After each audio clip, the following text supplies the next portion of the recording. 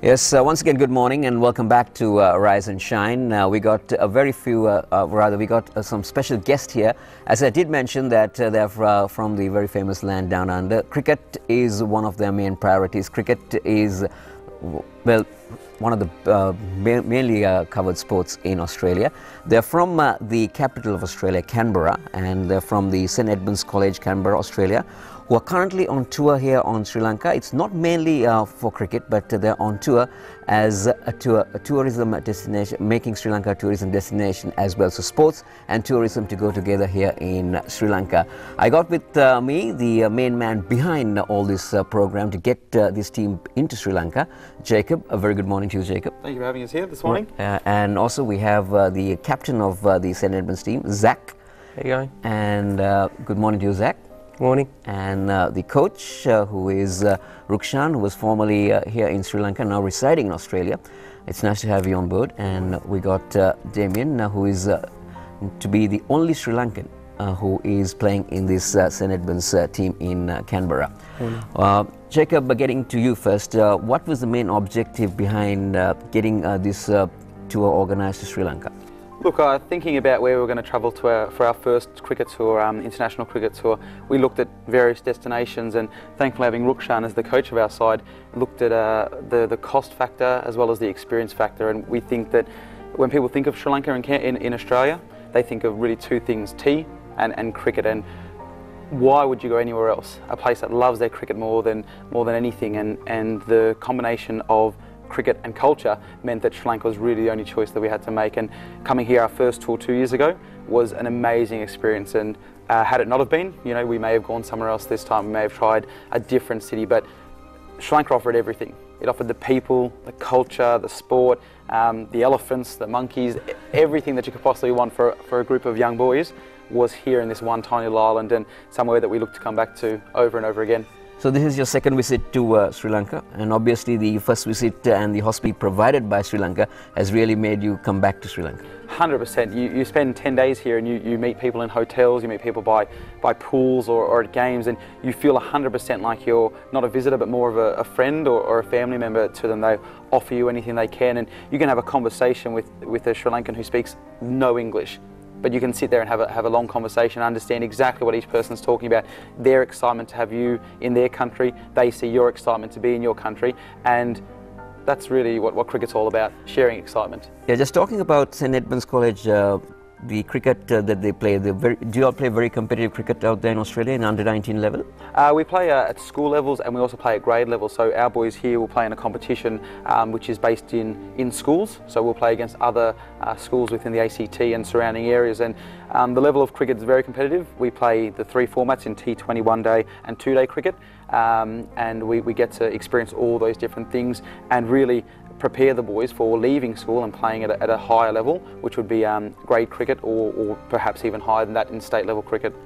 And obviously people do believe that sometimes Sydney or Melbourne is the capital of Australia, but obviously Canberra is the capital of Australia. And but not many people hear that cricket is played much in Canberra. But obviously Sydney, when you say Sydney, Melbourne or Adelaide, you know that Australians do play a lot of cricket around there. But how is the cricketing culture in Canberra?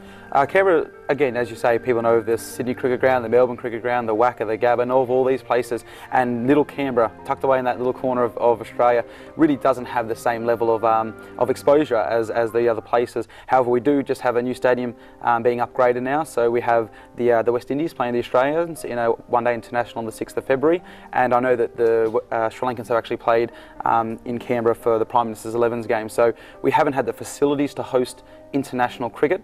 However, we were looking to build on that, possibly have a T20 side in our version of the IPL or the T20 tournaments, our Big Bash, and I think progressively it'll get more and more exciting and more and more important for people to see Canberra as a cricketing capital of Australia as well as not just the government capital.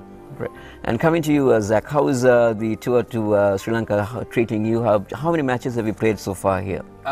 We've played 2 games so far, yesterday and the day before, against Prince of Wales College yesterday, and the Warwick Cricket Academy the day before. So yeah, it's a pretty good experience to And looking at the infrastructures that you have in Australia, and the facilities obviously might be more high in Australia than in Sri Lanka, but how has it been treating you to getting used to these conditions so far? Oh, it's the first day. I think most of the boys found it very tough to get used to the heat and the humidity, which we don't really have back home. But it's an eye-opening experience for us and for me and for the boys, especially that haven't been here before. But when Jacob said, okay, you're going to Sri Lanka, you're going to play cricket, and you're also on tourist like a tourist going to tourist destinations, what was the main idea between the teammates? Did they want to play more cricket, or did they want to tour around Sri Lanka more? Oh, I definitely think it was a bit of both. Probably more the sightseeing and the learning of the culture and the experience that we have. But then cricket is really the second reason we're here. The first reason is to experience new culture and find the more simple things in life that make people happy that we don't have back home really. Yes, and talking about you, Rukshan, you've been in Sri Lanka and now you're residing in Australia. What made you choose St. Edmund's College to go in and do your skills as a coach? Yeah, well, normally schools from Australia go to England or New Zealand for tours, but what Sri Lanka offers is an opportunity to play at the test venues, see the culture, and for the same amount of price that you'd pay going to those other countries, you could play in test venues. Like yesterday, we played at Pisara Oval, we've played at Askeria before, and we're going to play at Relegator Stadium today. So those are the things that is available in Sri Lanka compared to the other countries. So you had the privilege of playing in Sri Lanka's first test venue, which is the Pisara. That's right. And because Sri Lanka win as well we had yesterday. Yes, so and the ground is still fantastic and still in good shape to play international cricket. It is. It's a very nice ground. The outfield was beautiful, and what the kids really got out of it was just seeing the boards there, the honour boards, the past players who played there, the pictures of Don Bradman, Muttai Muralidharan. So those kind of things that you wouldn't get in any other country. Yes, and talking about what are the type of matches that you're playing in Sri Lanka? Are you playing 50 or one-day internationals, or are you more into the T20 format? So we're playing about 4 one-day internationals, so one-day 50 ODIs, 50 over games, and 2 T20s. So just a mixture of those two. And being an international person coming in to coach the college, how is the response been from the St. Edmund's College towards you? It's been great. Yeah, I guess. The kids are great. They always listen to new ideas, and and I think I find it great just to be able to use my trade in terms of the cricket coaching. Yes, and coming to the last member who is on the show with us, you're Damien, is it? And yeah. How you're supposed to be the only Sri Lankan who is in this team. So how is the response, and how been getting around with the boys from Australia been? I feel I've merged in with the team really well, being Sri Lankan and coming back to play cricket. So you've been studying in Australia for quite a while, or you just got into Australia for studies? I've been studying for about 6 years now.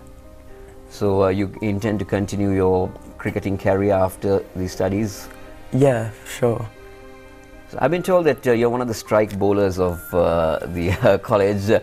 Well, what type do you specialize? Are you a spinner or a fast bowler? Yeah, I'm a spinner. Right, so do you have any idol that you follow, or you just picked your own method of doing what you know? I try to have a bit of both, have an idol and do things my way.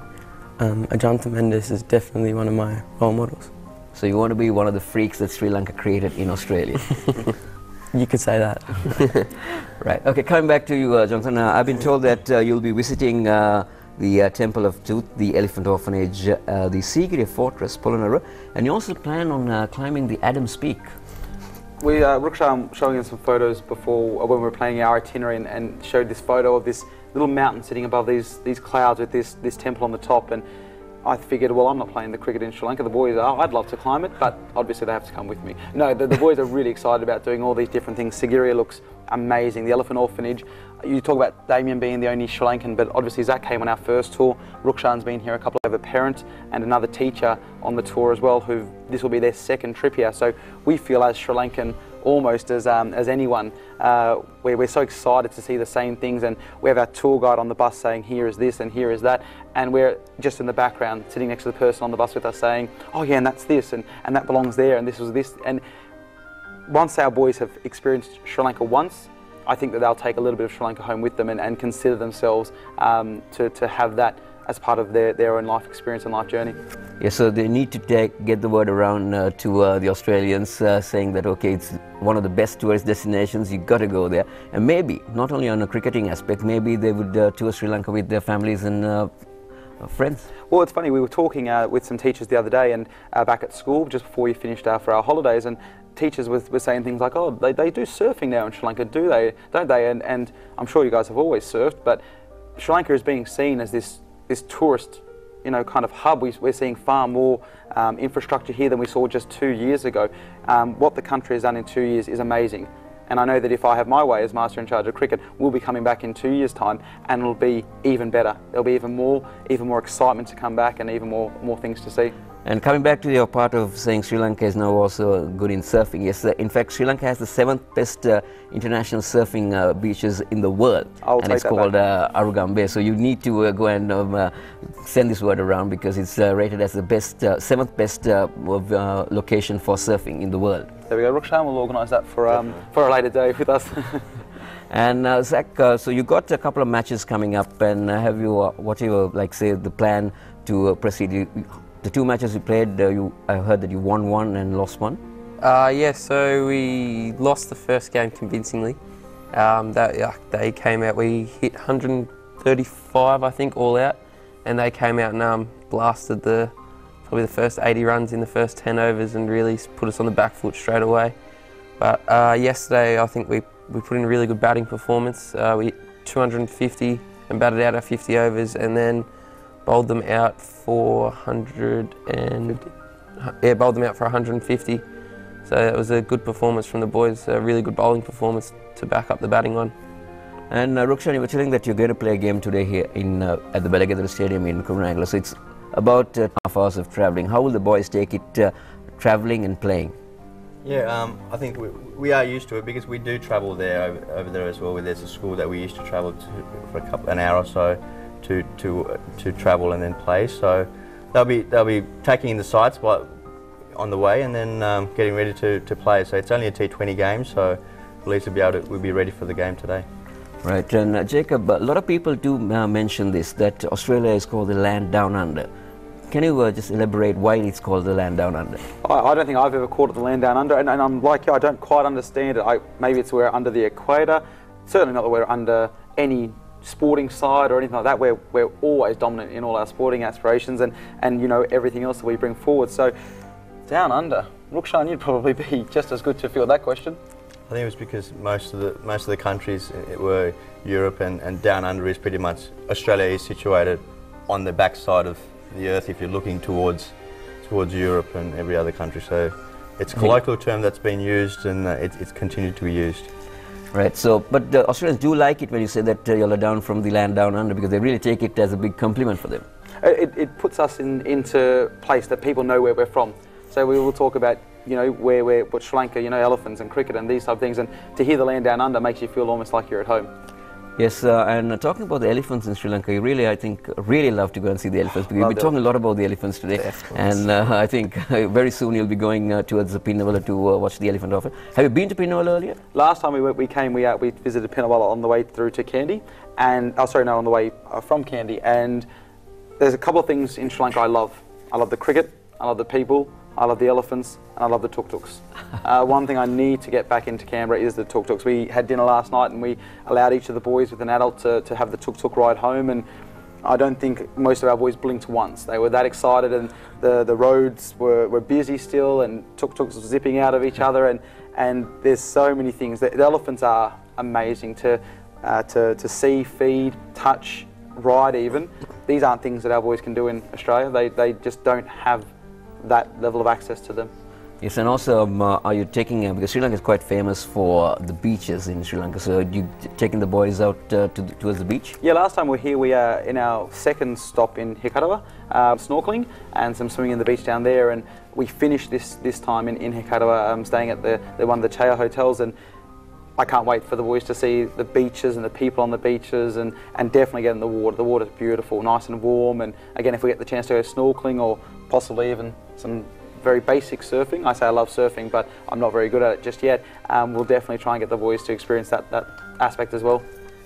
Yes, and you've got a very busy schedule, Jacob, with you. You have arrived here on the 14th and you're leaving back on the 26th, but you've been, according to the schedule I've been giving you, playing matches on the 14th, 15th, 16th, 17th, then you're going into Dambulla on the 18th after the game in Kurunegala. I would say that Dambulla is one of the picturesque stadiums that you would ever see in the world because it's so beautiful. It's the surrounding, the setting is amazing. So I think you should get down there, and playing cricket, yes, will be more fun in Dambulla. So how will the boys cope up with all this busy schedule?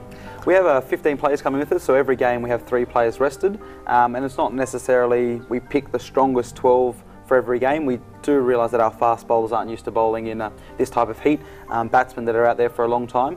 Zach's been very lucky with the bat to have 2 half centuries scored in 2 innings, so that's going to be a tiring factor. So we do rest the players, and our boys are quite hardy. They'll play their cricket, and then they'll want to go see lots of different things. Sure, they'll like to end up in the pool at the end of the day and go to bed at a reasonable hour, but they have a lot of energy just because of where they are. They're starting to realise that this is a very privileged position to be in for young men, and potentially some of them will never see Sri Lanka again.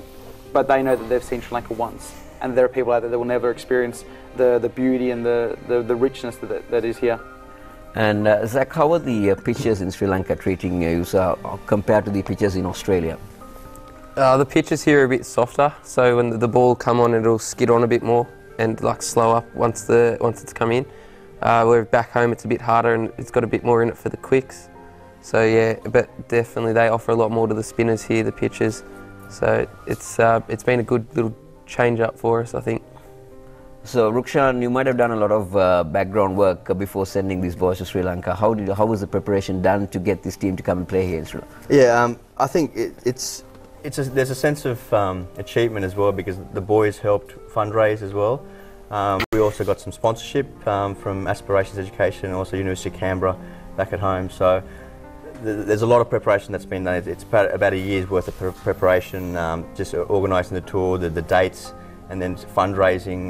There's a lot of money that's raised just to get the boys here, and even just letting the school come to Sri Lanka. I remember 2 years ago, it was just after the war, and it took a lot of convincing from Jacob and myself for the principal to allow us to come, and now I think he's looking forward to. Our principal is looking forward to just hearing about how much fun the guys are having. Yes, and Damien, touching on SECC's comment saying that the wickets here are more friendly towards spin, so you might be enjoying bowling in Sri Lanka rather than in Australia. Yeah, I love it. It's a different game here in Sri Lanka. So you're getting more effect on your freaks type of spin bowling in Sri Lanka rather than in Australia. Yeah, that's right. There's a lot of turn on the wicket. And Jacob, coming to the players in your school, like how do they go beyond from this point onwards in their cricketing life? Like say, do they qualify to play in any clubs in Australia, or how are they? Where the selection comes in, are they eligible for selection for the national sides? We look to have, there's quite a breakdown of boys. They'll finish their school cricket and they love their school cricket because they walk onto the field with 11 of their mates and they really enjoy their cricket. And we do have a large fall off of boys who will finish their time at school and then not play cricket again. So I think the most important thing we do as a school cricket side, because we are a school first, a cricket side second, is to build pathways for those boys to take the next step in their cricket. They can't play for their school forever, obviously. Well, it would be nice, but we do need to see them go somewhere else eventually. So we look to have the clubs within Canberra, Queanbeyan District Cricket Club, Tuggeranong Cricket Club, University Cricket Club, come to the school and offer some incentives or an idea of what their clubs are like. And our boys are very intuitive. They look and see in the enthusiasm from older people who still play the game and still love their games of cricket. They see that enthusiasm and they will pick their pathway from there. They may seek some advice from myself or from Rukshan, but ultimately it's their decision to make. And if they are able to make the first grade sides, then they're also eligible for further acclaim past that. One of our players from a couple of years ago. Nick Winter has been picked as a Prime Minister's 12th man, so that's another stepping stone in his cricketing journey, which will no doubt continue on a long way. Yes, and talking about the St Edmund's College in Canberra, it's been a very old school in Canberra. Opened in 1954, so we're getting on in age, and the school building definitely shows that we're an older school. Beautiful building which houses lots of eager boys to learn and to get their best out of their time at the school. So certainly, yeah, we're an older school in Canberra, but there's still a lot of new infrastructure being placed into the school. So when it comes to the number of students, do you get a large number of students at the college? We have about 1,200 students at the school, and of that we might have a couple of hundred that will play cricket. We also have other sports like AFL, soccer, rugby, all different levels of physical activity, also debating, chess, Duke of Edinburgh, and different type of awards games. So there's something for everyone at our school, and one of the things that our boys realise when they walk around and go to these cricket games is how much they've got, and not necessarily how little the players they're playing against have, but just what they have the opportunity to do in Canberra, which isn't the same. So when our boys at drinks put their bat and glove down, and the players from another team go and pick up this bat, which certainly is probably more expensive than they're going to own for the next couple of years until they make the Sri Lankan national side, which some of the cricketing prowess I've seen over the last 2 days, there will be a lot of those boys playing for the state side. It puts things into perspective, and that's what the tour is really about: culture, cricket, and for these boys, perspective. Well, unfortunately, you're here in Sri Lanka while the Sri Lankan team is over there, Australia. But Jacob, Zach, Rukshan, and David, it's been a pleasure having you here on Rise and Shine.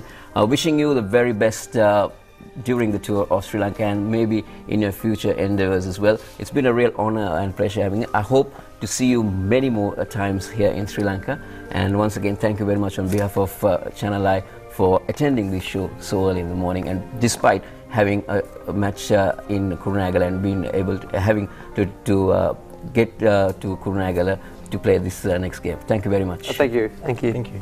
Thank you. Yes, that was the team from the St Edmund's College, Canberra. It's time to take a short break.